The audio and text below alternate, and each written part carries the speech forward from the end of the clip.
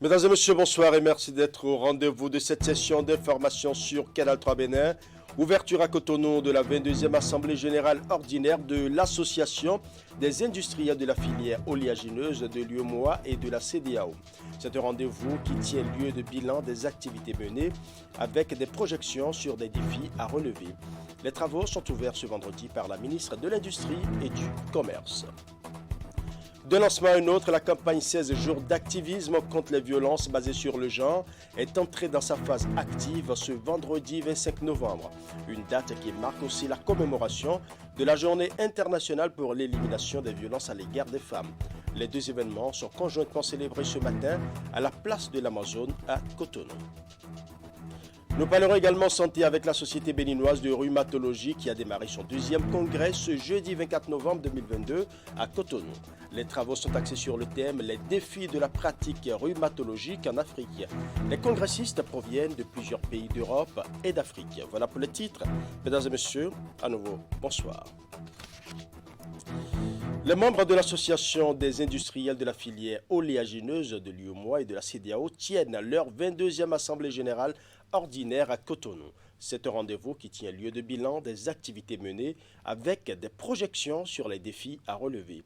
Les travaux sont ouverts ce vendredi 25 novembre par la ministre de l'Industrie et du Commerce. Nous allons suivre.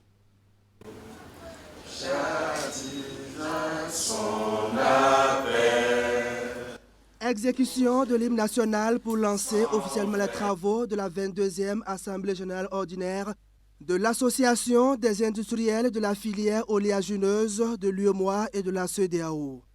À ces assises de Cotonou, il est question de faire le bilan des actions menées au cours de ces 20 dernières années au regard des objectifs préalablement fixés et envisager les perspectives. C'est le président du bureau exécutif de l'AIFO UEMOA CEDEAO qui dresse le bilan, souligne les difficultés auxquelles a été confrontée l'association et annonce les défis pour les prochaines années. Avec l'évolution du contexte que nous avons décrit 20 ans après sa création, notre association doit en conséquence se recentrer ses enjeux stratégiques pour les adapter à ces nouveaux défis. En effet, l'AIFO doit dès à présent s'associer, en plus des stratégies régionales, aux stratégies continentales, telles que l'intégration économique du continent africain, découlant de l'accord adopté par l'Union africaine et créant la zone de libre-échange continentale africaine, appelée ZLECAf, qui vise à instaurer un marché unique avec la libre circulation des personnes, des biens et des capitaux. Les défis sont donc nombreux et il va falloir renforcer la synergie d'action pour les relever. L'AIFO UEMOA CEDEAO a pour, entre autres missions, d'étudier et résoudre en commun les problèmes relatifs à la production, la transformation, la commercialisation, l'exportation des produits oléagineux résultant de leurs activités. Le Bénin, dans sa politique agricole comme celle commerciale, joue sa partition pour permettre à l'association d'atteindre ses objectifs. Nous traversons notre 3e année de crise, après 2 années de Covid et presque une année de guerre. Je tiens à féliciter tous les industriels, tous les directeurs généraux ici présents pour l'accompagnement qu'ils ont apporté à tous les gouvernements de la CEDEAO et de l'UEMOA pour que nous puissions contenir le prix de l'huile à nos populations. Je vous dis merci. Je sais que ça n'a pas été facile, puisqu'on sait un peu les coûts de production. Je ne peux pas taire cet accompagnement que vous avez apporté. Et je sais que vous avez déjà eu les témoignages de nos présidents de la République sur ce soutien pour juguler le prix et surtout la cherté de la vie. L'Association des industriels de la filière oléagineuse UEMOA CEDEAO est une organisation interprofessionnelle à caractère international mise en place depuis juillet 2000 à Abidjan, en Côte d'Ivoire. Sa vocation première est de préserver la santé et le bien-être des populations des États membres de l'UEMOA et de la CEDEAO tout en apportant sa contribution à la réduction de la pauvreté dans l'espace communautaire.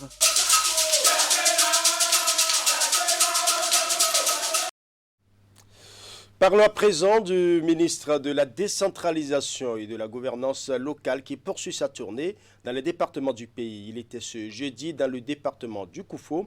Raphaël Akotagno est allé s'enquérir des réalités quotidiennes des populations à la base, tout en appréciant les conditions de travail et de fourniture des services essentiels, aussi bien au niveau de l'administration communale que dans les unités déconcentrées. Nous allons faire le point de l'étape de Lalo et d'Aplaroui.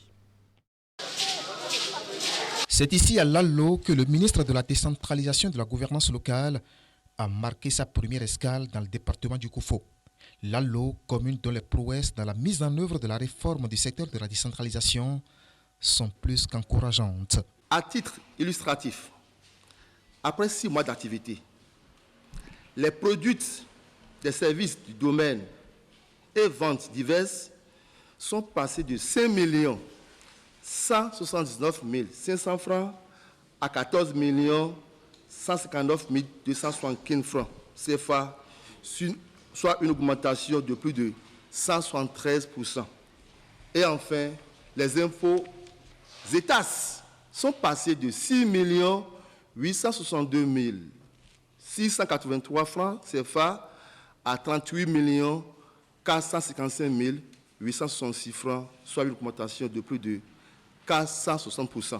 Oui, la réforme est porteuse de grands changements positifs sur plusieurs plans, notamment structurels, institutionnels, relationnels, etc.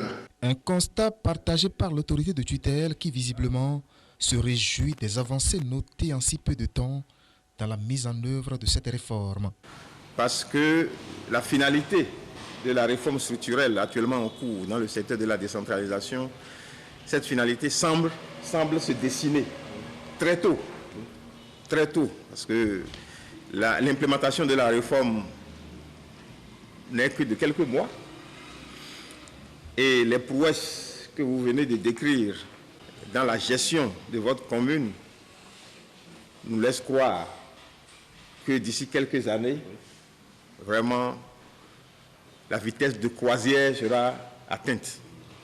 Et c'est ce que le chef de l'État veut pour chaque commune. Après Lalo à Plahoui, ici aussi, l'état de la gouvernance locale a été présenté à l'hôte du jour.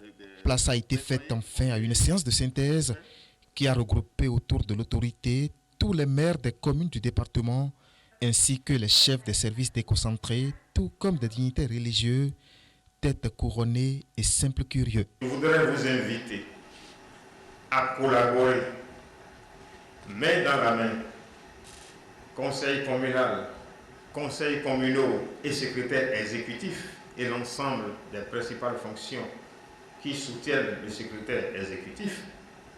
Je voudrais vous inviter à collaborer, main dans la main, pour un meilleur niveau de mobilisation des ressources, surtout propres, nécessaires au financement de la politique de développement de nos communes respectives. La rencontre d'échange, elle, a été enrichie par 3 communications qui ont porté sur des thématiques traitant de la gouvernance à la base.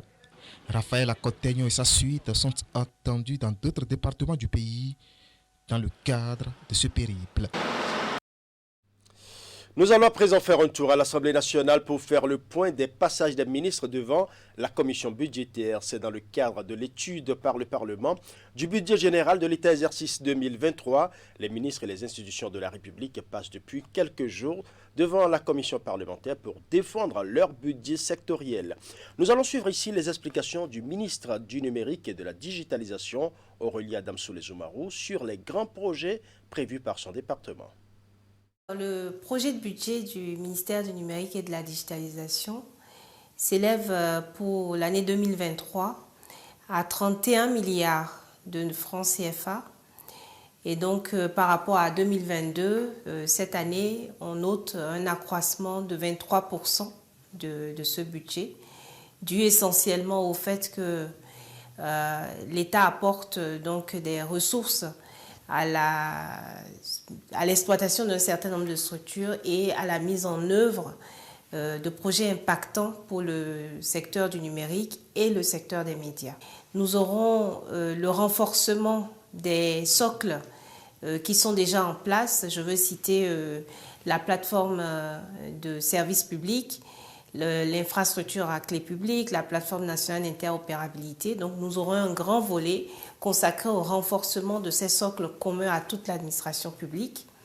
Nous aurons ensuite un volet consacré à la transformation numérique des collectivités locales, les mairies, les préfectures, en tout cas apporter au plan décentralisé la transformation numérique faite au niveau central. Nous aurons également au niveau de l'administration intelligente la généralisation de la gestion électronique du courrier et des documents dans toute l'administration publique. Donc ce sont autant de choses comme aussi l'extension des réseaux dans les zones rurales qui seront mises en œuvre pour le volet numérique. S'agissant du volet média, nous aurons bien entendu la poursuite de la modernisation de nos médias publics. Donc au niveau de l'ORTB, l'acquisition d'un certain nombre d'équipements pour moderniser la chaîne. Et nous aurons également l'opérationnalisation de la nouvelle chaîne A+ Bénin, pour laquelle pendant de longs mois nous avons fait un travail de fond et donc là nous passerons à la mise en œuvre des actions. Et puis nous aurons bien entendu le renforcement de l'infrastructure de collecte et de diffusion de la TNT qui est déjà en place. Donc ce sont autant de projets impactants, de projets importants pour notre secteur que nous allons mener en 2023 et que ce budget nous permettra donc d'accélérer. Plusieurs autres ministres sont également passés devant la commission budgétaire pour défendre leur budget sectoriel. C'est le cas des ministres Jean-Claude Ossou et Séverin Quenom, respectivement en charge de l'énergie et de la justice. Au menu de leurs explications, les prouesses réalisées et les projections pour 2023. Nous allons suivre. Entre l'exercice qui se termine et ce que nous projetons par rapport à 2023, on peut noter qu'on a une croissance de 8% à peu près, 7,88% exactement, puisqu'on est parti de 82 milliards l'année dernière pour nous projeter donc à presque 89 milliards. C'est 69% à peu près de ce budget qui sera consacré à tout ce qui est électrification, extension réseau, densification, pour faire en sorte que de plus en plus de localités dans notre pays, de plus en plus de nos concitoyens aient accès à cet intrant majeur de développement. Ça, c'est le premier point. Deuxièmement, le gouvernement s'est attaché à faire des énergies renouvelables un socle de son mix énergétique à travers la politique nationale de développement des énergies renouvelables qui nous donne désormais une visibilité moyen-long terme sur quel rôle nous voulons que les énergies renouvelables jouent dans notre mix énergétique. Pour cela, il est consacré autour de 18% de ce budget pour le développement d'infrastructures énergies renouvelables, notamment le solaire, à travers la construction de plusieurs centrales solaires, en plus du Loulofi de 25 MW qui va être doublé à 50. Il y a 4 autres projets à Boycon, à Natitengu, à Parakou et à Djougou pour une capacité totale de 50 MW. Mais à côté de ça, nous avons un projet d'hydroélectricité à vocation multifonctionnelle à Dogobis qui va permettre non seulement de produire de l'électricité, mais aussi irriguer les contrées traversées et ensuite contribuer à la gestion intégrée des ressources en eau pour atténuer les problèmes d'inondation dans le sud. Donc autant de projets qui montrent la volonté de ce gouvernement à faire en sorte que le secteur de l'énergie joue son rôle historique de socle de développement socio-économique de notre pays comme dans tout pays au monde. Le budget que j'ai présenté s'élève à 25 milliards 506 millions environ au titre de l'exercice 2023. Et il connaît peut-être une stagnation parce qu'il est quasiment au même niveau que celui de l'année dernière, sauf qu'il y a une différence de moins d'1%, 0,85% de moins que l'année dernière. Ça s'articule autour des 5 programmes que nous gérons au niveau du ministère de la Justice qui concourent à la mise en œuvre de l'action gouvernementale et qui s'insèrent elles-mêmes dans le cadre du programme d'action du gouvernement au titre du quinquennat en cours 2021-2026. Nous voulons pour cette année pouvoir d'un côté améliorer l'accès des justiciables à la justice. Nous travaillons déjà à rapprocher la justice des justiciables avec la création de nouvelles juridictions, mais également améliorer le cadre et les infrastructures dont nous disposons, la rénovation des tribunaux, davantage d'équipements pour ces juridictions, la construction de nouveaux tribunaux, et puis l'autre volet sur lequel nous travaillons, c'est la modernisation du système pénitentiaire qui appelle d'un côté davantage d'humanité dans nos prisons, la rénovation des prisons actuelles, l'extension de celles qui peuvent être étendues et la construction de nouvelles prisons, de prisons modernes et qui répondent aux standards internationaux. Un autre ministre qui était également devant la commission budgétaire, Véronique Tognifodé, en charge des affaires sociales et de la microfinance, d'un coût global de 29 milliards 112 744 milliards de mille francs CFA. Elle s'engage à travers son département ministériel à poursuivre les réformes entreprises afin d'améliorer les conditions de vie des populations, en commençant bien évidemment par transformer les centres de promotion sociale en guichets uniques de protection sociale dans toutes les communes du Bénin pour mieux toucher les différentes cibles sociales. Je vous laisse suivre. L'enveloppe budgétaire qui a été octroyée au ministère des Affaires sociales et de la microfinance s'élève à 29 milliards 112 millions 744 000 francs CFA contre 13 milliards 261 millions 131 000 francs CFA en 2022. Donc il y a une hausse notable de 15 milliards 861 millions 614 000 francs CFA, ce qui correspond à une hausse d'un pourcentage de 119,61%. Donc, partant de là, les projets, déjà, il y a la poursuite de tous les travaux et réformes qui ont déjà été entrepris et pouvoir répondre aux grandes ambitions du PAG 2021-2026. Et vous savez que nous avons mis ce mandat sur le mandat hautement social et que par rapport à ça, nous voulons, pour commencer, changer vraiment la physionomie générale, de transformer les centres de promotion sociale en guichets uniques de protection sociale dans toutes les communes du Bénin.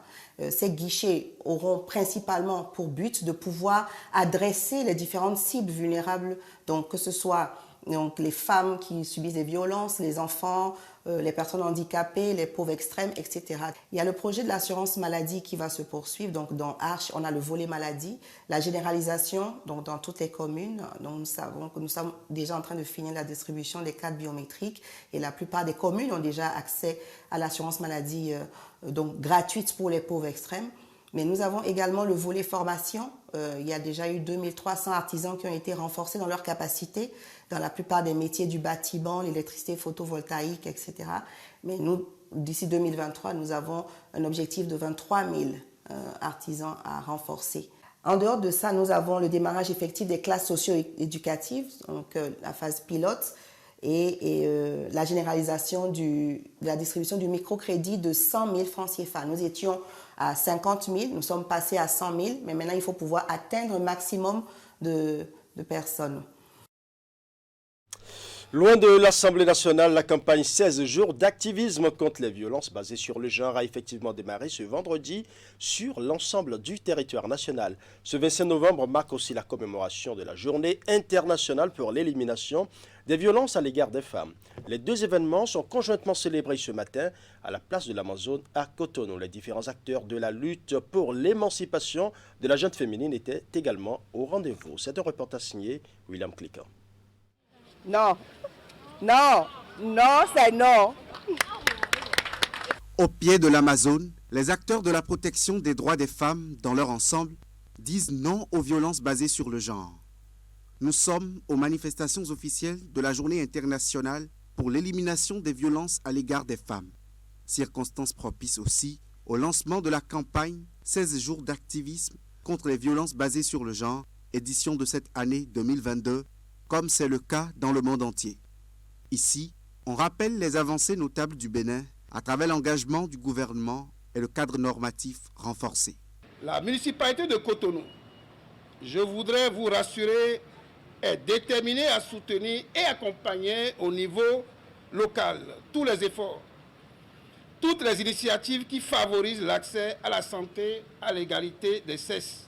Pour éradiquer la violence sous toutes ses formes, les partenaires techniques et financiers encouragent le gouvernement à maintenir le cap des mesures déjà prises et à veiller à l'application rigoureuse de ces mesures, notamment en développant des services sociaux et en formant les travailleurs sociaux à fournir des orientations, des conseils et des services thérapeutiques aux femmes et aux enfants victimes de violences. Les acteurs étatiques, au devant de la lutte, appellent à plus d'action.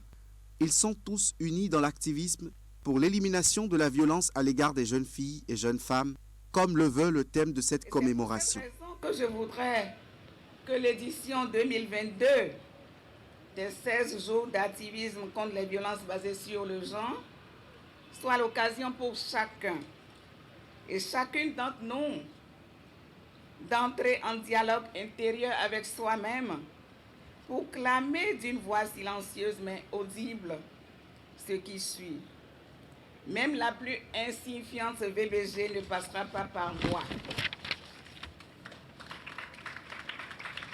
Il vous revient à présent de dénoncer, de refuser la fatalité et de collaborer à la lutte sans merci pour que notre pays engage de façon définitive contre les VBG.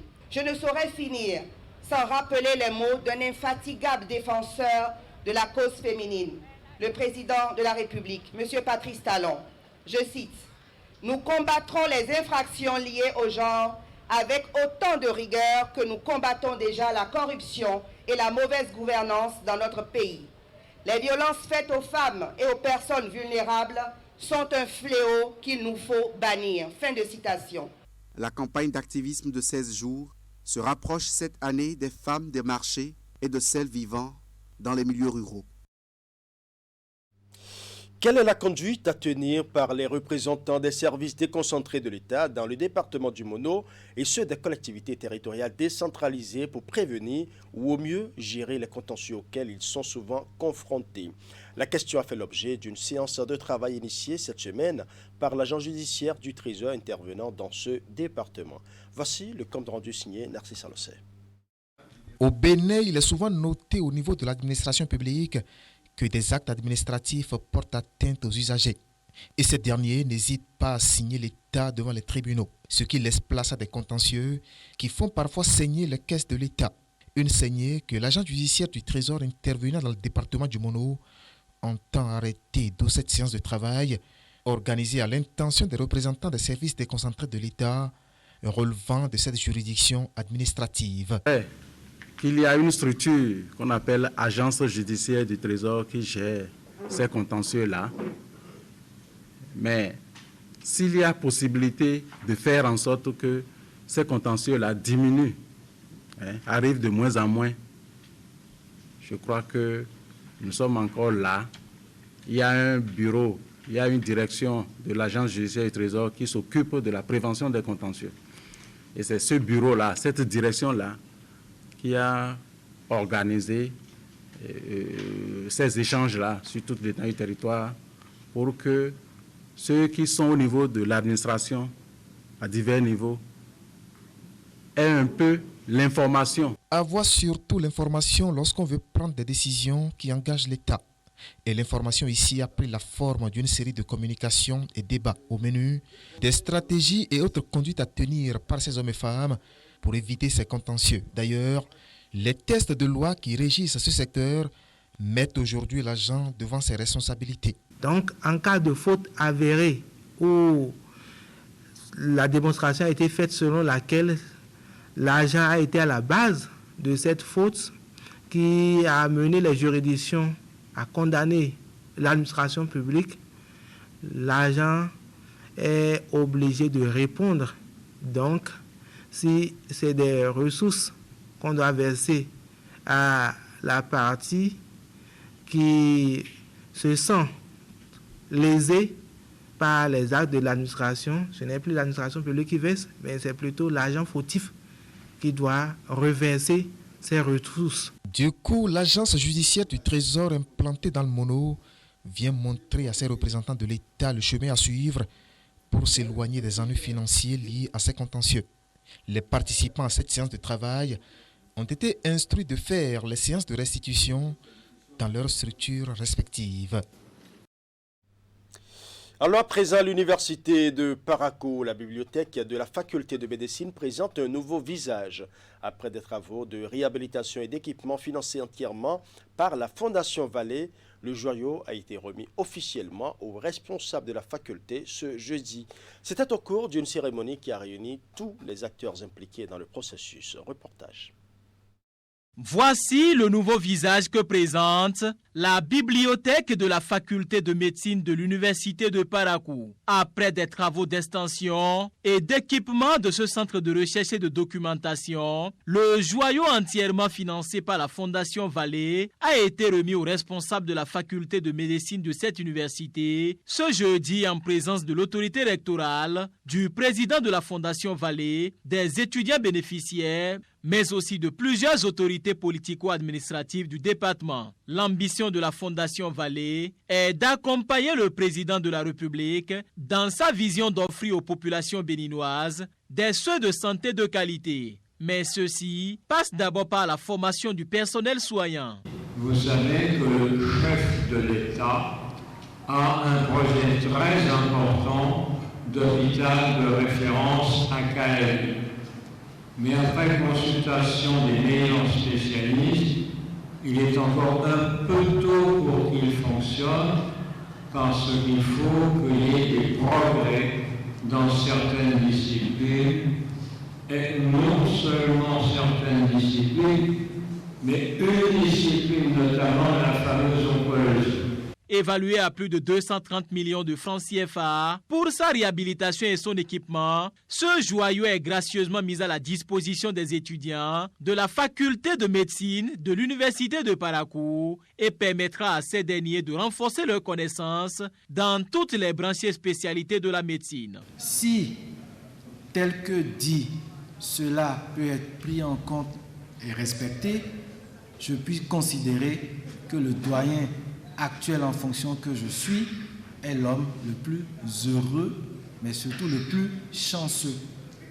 Je voudrais donc vous inviter, nous l'avons dit tantôt, à faire le meilleur usage possible de votre TPE, le temps personnel de l'étudiant. Les bénéficiaires, quant à eux, ont promis faire bon usage de ce joyau. Cette bibliothèque constitue pour nous une porte par excellence et une référence pour l'accès à la culture, médicale avant tout, mais intellectuelle également. Convaincu que les livres, dans un but de perfectionnement, demeurent une arme efficace pour combattre les ténèbres existantes dans nos connaissances, nous sommes très heureux de cette lumière qui vient à nous. Fruit du partenariat entre la Fondation Vallée et l'Université de Parakou, à travers la faculté de médecine, l'édifice mis à la disposition de la faculté de médecine de l'Université de Parakou est de type R+1, moderne et spécialement conçu pour la documentation et la recherche médicale. Au Bénin, des scientifiques décèlent des limites dans l'éducation qui est traditionnellement donnée en Afrique. C'est à l'issue d'un travail fait sous la houlette des responsables de l'Académie nationale des sciences, arts et lettres du Bénin. Et les résultats ont été publiés cette semaine au cours d'un atelier organisé à Grand Popo dans le département du Mono. Nous allons suivre.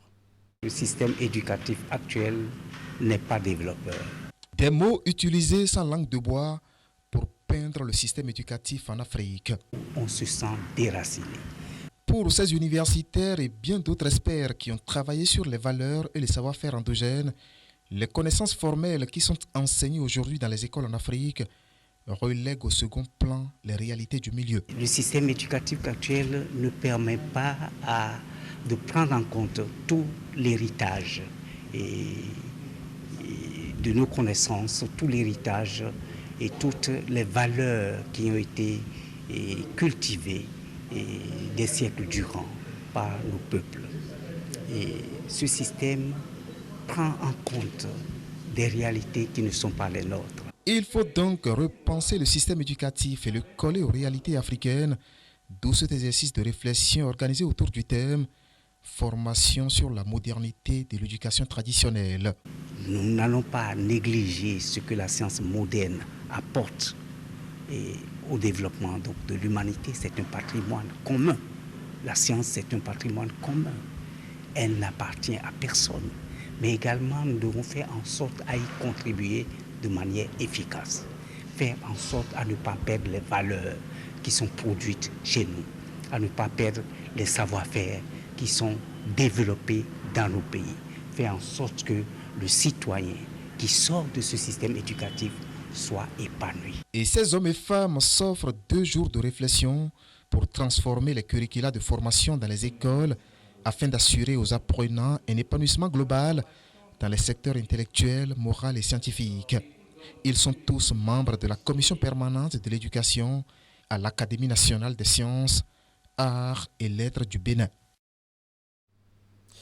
Parlons santé à présent. La Société béninoise de rhumatologie a démarré son 2e congrès ce jeudi 24 novembre 2022 à Cotonou. Les travaux sont axés sur le thème « Les défis de la pratique rhumatologique en Afrique ». Les congressistes proviennent de plusieurs pays d'Afrique et d'Europe.